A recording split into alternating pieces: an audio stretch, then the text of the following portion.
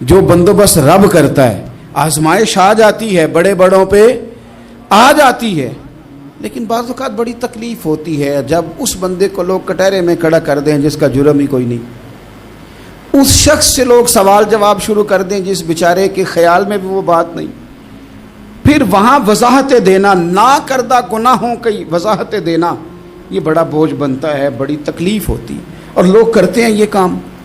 پھر اللہ تعالیٰ جب بندوبست فرمائے, صحیح بخاری میں حضرت جریج کا ذکر فرمایا. جریج نفل پڑھ رہے تھے, ماں نے آواز دی, وہ آ نہیں سکے, نماز میں تھے, ماں ناراض ہو گئی. اس نے ہاتھ اٹھا کے کہا اللہ یہ اتنی دیر تک مرے نہ جب تک کسی بری عورت کا منہ نہ دیکھ لے. کسی اور کی دعا کے لیے سند نہیں ہے کہ وہ تیرے حق میں ضرور قبول ہوگی, لیکن ماں باپ کی دعا کے لیے میرے نبی پاک نے سند بیان کی ہے. سید عالم صلی اللہ علیہ وسلم فرماتے ہیں جب بھی ماں باپ اولاد کے لیے ہاتھ اٹھاتے ہیں رب ضرور قبولیت کا شرف عطا کرتا ہے. تو جہاں سند موجود ہے نا, کچھ افتتاح ابا جی سے بھی کرا لینے چاہیے, کچھ کام شروع کرنے سے پہلے صرف اماں سے ہی دعا کرا لینی چاہیے. یہ والا افتتاح بھی بڑے کام کا ہے کیونکہ یہاں سند بیان کر دیا میرے نبی کریم. تو جناب جریج کی ماں ناراض ہو گئی, کہنے لگی اللہ اس نے میری بات نہیں سنی. اب تھے تو وہ نیک, لیکن رب کریم کی حکمت کا تقاضا ہے, ماں کی دعا کو بھی قبول کرنا تھا. اللہ نے آزمائش میں مبتلا کر دیا. والدہ تو چلی گئیں, وہ ایک خیمے میں, ایک کٹیا میں, ایک جھونپڑی میں عبادت کرتے تھے, اللہ کو یاد کرتے تھے, رب رب کرتے تھے, اور لوگ ان کی بڑی تعریف بھی کرتے تھے. لوگ ان کے ارادت مند بھی تھے, عقیدت مند بھی تھے, اہل محبت بھی تھے. ایک عورت آ گئی, بس وہ اللہ کی حکمت پوری ہونی تھی. اس نے آ کے پہلے تو انہیں اپنی طرف مائل کرنا چاہا, جب نہ مائل ہوئے تو الزام لگا دیا. یہ ہمارے دور کا تقاضا ہے, لوگ پہلے آپ کو اپنے حق میں قائل کرتے ہیں, اپنی فرما برداری میں لانا چاہتے ہیں. اگر آپ نہیں آتے تو پھر وہ آپ کو مجرم قرار دے دیتے ہیں, یا میرے ساتھ چل ورنہ پھر میں تیرے خلاف پراپوگنڈا کروں گا. دو ہی باتیں. پہلے اس نے قائل کیا, جب جناب جنیج قائل نہ ہوئے تو اس نے قریب ایک چرواہا تھا, اس چرواہے کے ساتھ جا کے منہ کالا کیا. مقررہ وقت پہ بچہ پیدا ہو گیا. لوگوں نے کہا کس کا ہے؟ کہنے لگی اس خانقاہ میں, اس حجرے میں عبادت کرنے والے کا ہے. اگر کسی دیندار پر ذرا سا بھی الزام لگ جائے تو آپ یقین کریں کہ بڑے بڑے خوفناک لوگ بھی نیک ہو جاتے ہیں. جن کا اپنا سارا ماضی کالا سیاہ ہو وہ بھی اجالوں کے راہبر بن جاتے ہیں. جن کی اپنی زبانیں ساری زندگی آلودہ رہی ہوں وہ بھی بڑے بڑے اعلیٰ سچ بولنے لگتے ہیں. اعلیٰ کچے میرے مکان کی دیوار کیا گری, لوگوں نے تو میرے صحن میں رستے ہی بنا لیے. بڑے لوگ آ جاتے ہیں, پھر بڑا کچھ کرتے ہیں اور بڑے بڑے خوفناک جملے کستے ہیں. بس کو نقطہ جو ہاتھ آ گیا, ایسا جیسے گرنے کا انتظار کر رہے تھے. اب جناب لوگ اٹھے, احتجاج شروع ہو گیا, شور پڑ گیا. یہ بابا بڑا نیک بنتا تھا, نفل پڑھتا تھا, عبادتیں کرتا تھا, دیکھو اس کا حال کیا ہے کہ اس نے ناجائز بچہ پیدا کیا. بغیر تحقیق کے میں کہہ چکا ہوں کہ الجھے الجھے بکھرے بکھرے روز و شب دیکھے گا کون, لوگ تیرا جرم دیکھیں گے, سبب دیکھے گا کون. لوگ تیرا جرم دیکھیں گے, سبب کوئی غور نہیں کرتا کہ وجہ کیا تھی. او بھائی کچھ تو مجبوریاں رہی ہوں گی, یوں ہی کوئی بے وفا نہیں ہوتا. الزام لگا دیا, شور ہوا, احتجاج ہوا, دنیا کٹھی ہوئی, ان کا انہوں نے حجرہ گرا دیا, مارا بھی, پیٹا بھی, ایک نیک آدمی کو بدنام بھی کیا, برا بھلا بھی کہا, گالیاں بھی دی, جو کر سکتے تھے کیا. اب جب سزا دینے لگے نا تو جناب جریج کہنے لگے تھوڑی سی اجازت دیتے ہو, مار تو تم نے دینا ہی ہے. کہا جناب ٹھیک ہے دیتے ہیں. انہوں نے کہا صرف 2 نفل پڑھنے ہیں.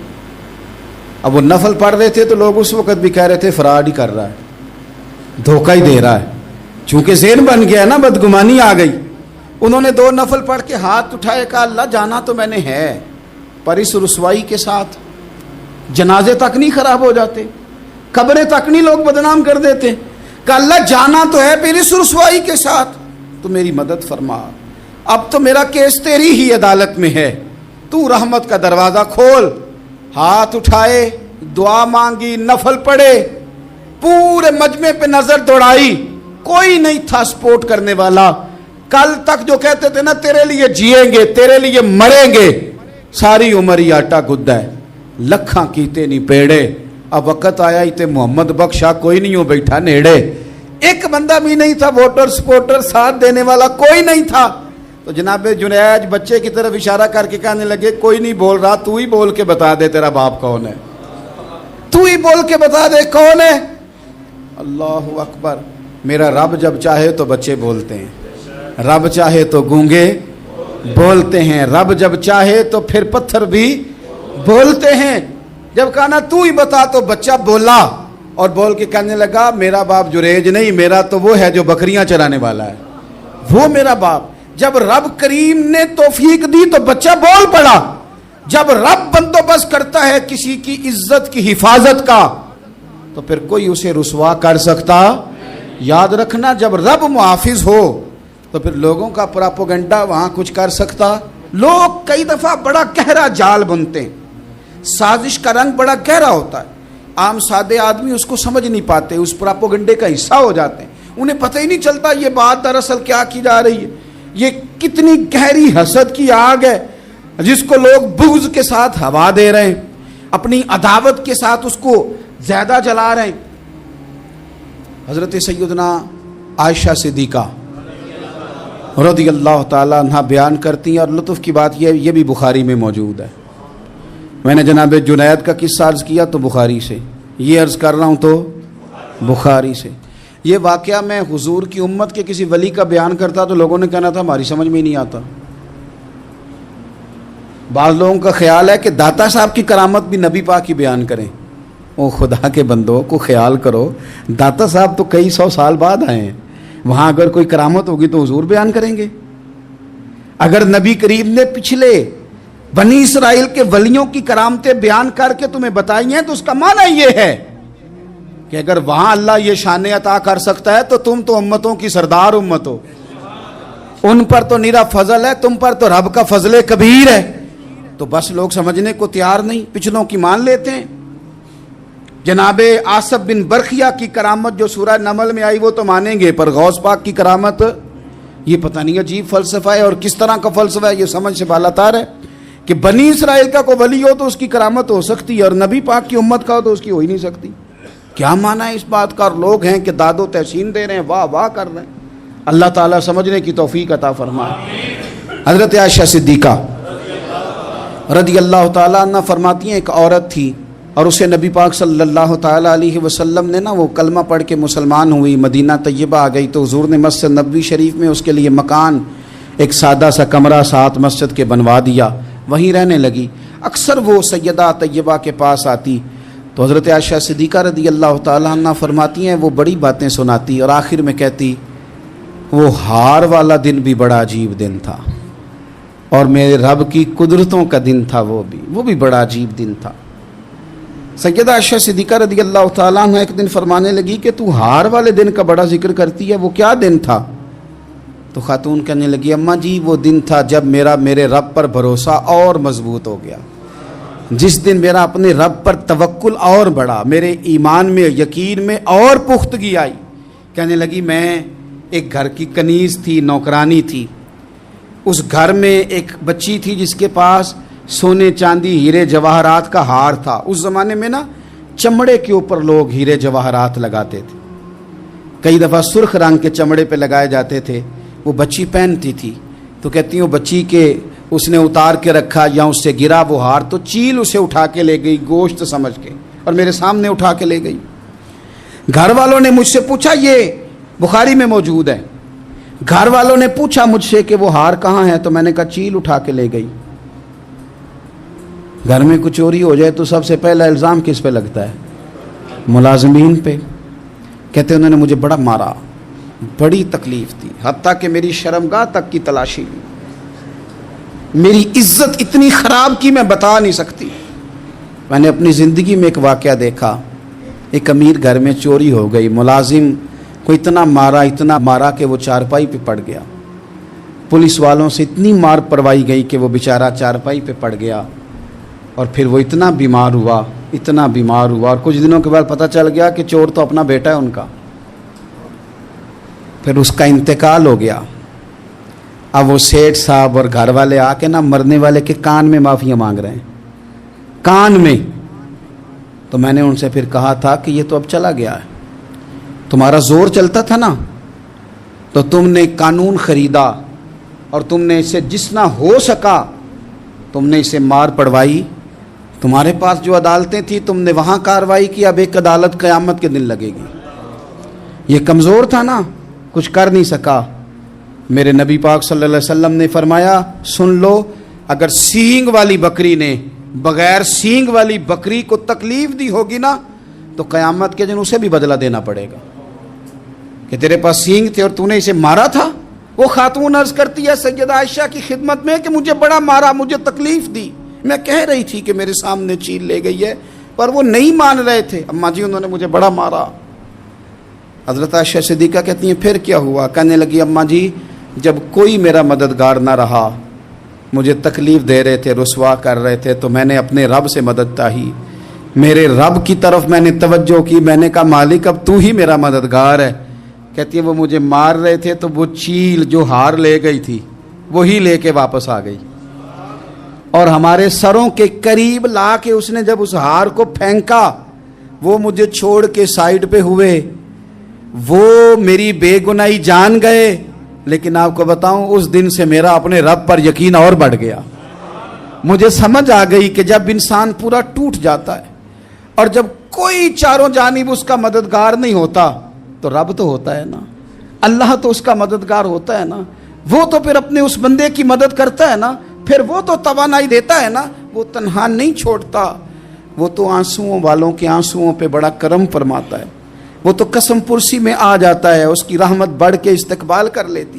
تو بھائی جب آپ پر اللہ کی حکمت کے تقاضے پورے ہونے لگیں اور زندگی میں کبھی کوئی ایسا وقت آئے کہ آپ محسوس کریں کہ تنہا رہ گئے ہیں اور کئی اپنے بھی مخالفین کی جماعت میں نظر آنے لگے ہیں، تو اس وقت پھر دل، روح، زبان اور ذہن کو یکجا کر کے سمجھ لینا کہ جب ساری دنیا ساتھ چھوڑ جاتی ہے تو رب کی رحمتیں اس وقت بھی ساتھ رہتی ہیں اور اللہ کی مدد اس وقت بھی بندے پہ کرم نوازی کرتی ہے۔ ایک اور حدیث سنیں، لطف کی بات یہ ہے یہ بھی بخاری میں ہے، یہ بھی واقعہ بخاری میں ہے۔ اللہ اکبر۔ ایک شخص نے نا ایک بندے سے قرض مانگا، اس نے کہا مجھے قرضہ دو، وہ کہنے لگا کہ کتنا قرضہ؟ اس نے کہا 1000 دینار۔ دینار سونے کا ہوتا تھا، درہم چاندی کا ہوتا تھا، 1000 دینار چاہیے۔ اس نے کہا کوئی گواہ ہے تیرے پاس؟ غریب کا گواہ بھی کوئی نہیں بنتا، کبھی الجھ جائے نا کوئی بندہ تو کئی اپنے بھی کہہ دیتے ہیں کہ ہم اس کے قول فعل کے ذمہ دار نہیں ہیں۔ ایک غریب آدمی کو قرض کی ضرورت پڑ گئی، 1000 دینار چاہیے۔ میں کہہ چکا ہوں کہ درہم چاندی کا ہوتا تھا، دینار سونے کا، اب 1000 دینار لینا ہے۔ تو جس بندے سے اس نے کہا، اگرچہ وہ نیک بندہ تھا، اس نے کہا یار 1000 دینار دے دو، تو کہنے لگا کوئی گواہ ہے تیرے پاس؟ وہ کہنے لگا غریبوں کا گواہ کون ہوتا ہے؟ ہاں ایک گواہ ہے۔ کہا کون؟ کہا میرا رب، وہ تیرے اور میرے بیچ گواہ ہے۔ اس نے کہا کوئی کفیل، اگر تو پیسے نہ دے سکے تو وہ بعد میں دے دے، یا تجھے کچھ ہو جائے تو وہ دے دے۔ اس نے کہا کفیل بھی میرا اللہ ہی ہے، میرے پاس اگر ہے تو رب کریم کا نام ہے، اگر اعتماد کر سکتا ہے تو کر لے۔ بندہ نیک تھا، اس نے کہا رب کے نام پہ، رب کی کفالت پہ، اللہ کو گواہ بنا کے میں تیار ہوں تجھے 1000 دینے کو۔ اس نے 1000 دینار دے دیا، وقت واپسی کا طے ہو گیا، وہ چلا گیا پیسے لے کے۔ اس نے پوری محنت کی کہ میں نے وقت پہ پیسے لوٹانے، پوری محنت بھی کر لی، اللہ نے مدد بھی کر دی، پیسے بھی اس تاریخ کو اسے مل گئے۔ بعض لوگوں کا تو لوٹانے کا دل ہی نہیں نہ ہوتا۔ فرمایا حدیث پاک میں کہ تو لوٹانے کا ارادہ کر، رب تیری مدد بھی فرمائے گا۔ لیکن یہاں بہت سارے لوگ کہتے ہیں خیر ہے، ارادہ ہی نہیں، تو پھر جس طرح کا بندے کا گمان ہو رب بھی اسی طرح کا معاملہ فرماتا ہے۔ اس نے پیسے جمع بھی کر لیے اور واپس دینے کو تیار بھی ہو گیا، لیکن رستہ بحری جہاز کا تھا، کشتی کا تھا، دریا کے رستے واپس آنا تھا۔ اب وہ جب آ گیا دریا کے کنارے تو بڑی کوشش کی، پر وہاں اسے کوئی کشتی نہیں ملی۔ وقت پہ پیسے لوٹانے ہیں، سفر کرنا ہے، اب سواری میسر نہیں ہے۔ سوچ سوچ کے پریشان تھا کہ میں نے تو اللہ کے نام پہ لیے۔ اچانک دل میں ایک تجویز آئی، اس نے ایک لکڑی لی، لکڑی کو اندر سے کھولا، 1000 دینار اس میں بھرا، بخاری پڑھ رہا ہوں، اور ساتھ ایک خط بھی لکھا کہ یار میں پیسے پہنچانا چاہتا تھا پر مجھے کوئی چیز نہیں ملی دریا کے اس پار آنے، اللہ کے نام پر تیری طرف روانہ کر رہا ہوں۔ اور یہ کہہ کہ وہ لکڑی دریا میں رکھ دی، وہ لکڑی ڈوب گئی ہے، واپس آ گیا۔ وہ جس نے پیسے لینے تھے وہ عین مقررہ وقت پر دریا کنارے آیا، صبح سے سر شام تک اس نے انتظار کیا۔ دل ڈھلنے لگا تو دل میں خیال آ گیا کہ یار نہیں، اس نے دینے ہی نہیں، جھوٹا وعدہ کر گیا، پہنچا ہی نہیں وقت پہ۔